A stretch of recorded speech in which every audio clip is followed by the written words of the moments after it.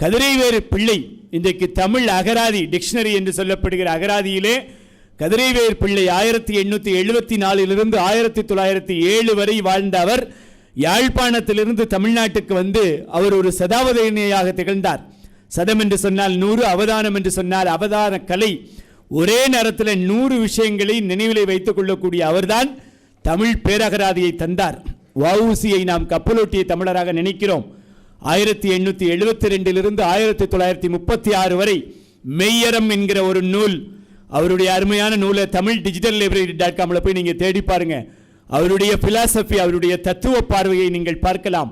சிவஞான போதம் என்று சொல்லப்படுகிற நூலுக்கு உரையை எழுதியிருக்கிறார். திருக்குறளுக்கு ரொம்ப எளிய உரையை வஉசி வழங்கி இருக்கிறார். அதே போன்று ஜேம்ஸ் ஆலனுடைய அந்த ஆங்கில நூலை தமிழிலே மனம் போல் வாழ்வு என்று வஉசி மிக அருமையாக தந்திருக்கிறார். அகமே புறம் என்கிற அற்புதமான புத்தகத்தை தந்திருக்கிறார். பம்மல் சம்பந்த முதலியார் 1873 1964 வரை வாழ்ந்த தமிழ் நாடக தந்தை என்று சொல்லப்படுகிற அவர் இல்லை என்றால் இன்றைக்கு நாடகங்கள் இல்லை.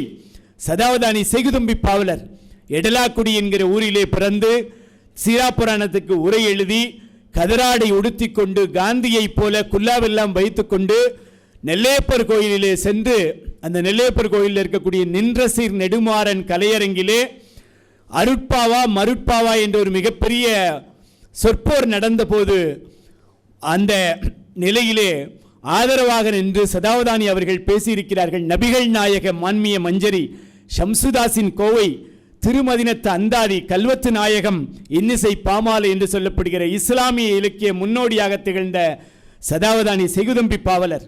கவிமணி, நான் சொன்னேனே தோட்டத்தில் மேயுது வெள்ளை பசு அங்கே துள்ளி குதிக்குது கன்றுக்குட்டி என்று சொன்ன அந்த கவிமணி உமர் கய்யாம் என்கிற நூலை தமிழிலே தந்திருக்கிறார். ஆசிய ஜோதி, த லைட் ஆஃப் ஏஷியா என்று சொல்லப்படுகிற நூலை தமிழிலே தந்திருக்கிறார்.